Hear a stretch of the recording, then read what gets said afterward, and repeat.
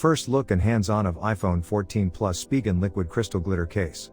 If you're interested in buying this case, you can check the link in the description below. Protect your iPhone 14 Plus with this simple, lightweight thermoplastic polyurethane TPU case. It's not just a clear case though. This one is infused with sparkly but tasteful glitter. I just love the look of this case and will keep it in regular rotation. Spigen's Liquid Crystal Glitter iPhone case is quite slim and light, yet it offers some decent protection. It has that touch of whimsy I like, but it's still sophisticated enough to use when I'm dressed up. The case doesn't take away from any of the functionality of the phone, and you can see the Apple logo through the case. The case is thin, just 0.12 inches thick, so it doesn't add a lot of bulk to your phone.